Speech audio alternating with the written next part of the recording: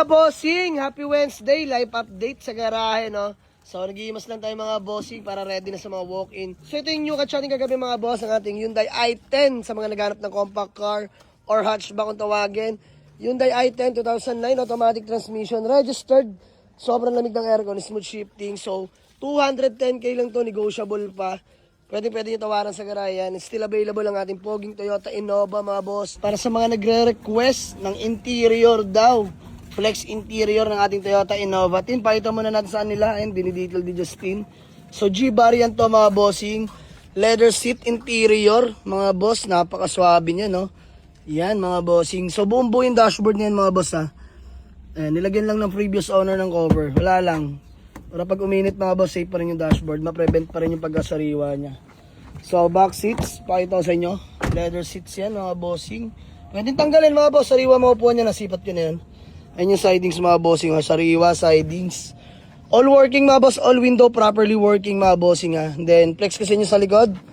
Pakita natin sa kanila mga boss. Ayan. So, yung likuran mga boss. Leather seat din yan. Pares lahat yan mga bossing. Harapan ng likuran. So, nakatupilan to mga bossing ha. So, pwede ito ibabayan. So, 79-seater sa mga naghahanap ng Toyota Innova. G-variant na manual transmission, diesel engine, mga bossing ha. 2013 model, facelifted na ng 2015 look, mga bossing. Pearl white, mga bossing. Ayan, naka-roof box, naka-mags na rin, mga bossing. Naka-fitment na rin yan. So, puntahan nyo lang sa garahe. All working, only check, bring your trusted mechanic. Napaka-solid ng engine nito, mga bossing. So, yun lang, long drive tested to. Let's go. New catch din tayo, dalawang Toyota Vios, both 2016 model, na automatic transmission mga boss, kulay pula and kulay gray mga bossing. So walk-in na lang sa garahe pagpilian nyo ha. Para sa mga naghanap sa atin ng Toyota Vios 2016 na automatic transmission, dalawa to mga boss. Actually tatlo to, nasold na yung isa mga bossing. So ito, kompleto lahat ng papeles, registered yan mga boss, and then nahihimas na at nalatag na rin natin yan. So ika-carwash na lang natin dahil karating lang naman ito kanina lang mga boss. Medyo madumi galing sa biyahe. So punta nyo na sa garahe mga bossing, and then may budget meal pa tayo dito. Toyota Corolla GLI big body na manual transmission, EFI engine yan mga bossing ha. So itong Avanza natin, sold na to. Pinapalitan lang natin ng mags. Requested ni buyer yan mga bossing. So babalikan na lang to. Ang ating Honda CR-V Gen 3 manual transmission mga bossing 2009. Sobrang sariwa. Kulay white yan mga bossing ha. So 320k negotiable, and Mitsubishi Mirage 255 na lang yan, negotiable pa, 2015 na manual transmission. Marami tayong available na units mga boss. Puntahan nyo na sa garahe, mayroon tayong L300 still available, 2017. And Toyota Fortuner mga bossing ha, 2013 na Toyota Fortuner.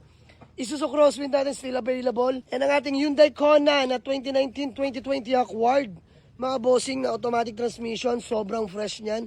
Legit first own. So 485 lang to, negotiable pa mga bossing ha. Ayan, naglilinis lang yung mga tropahan natin, mga bossing ha.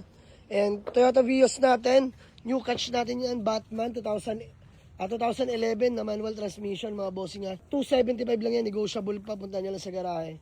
Tapos meron tayong Honda Brio na 2017 automatic transmission. Ayan, hatchback na modelo mga bossing.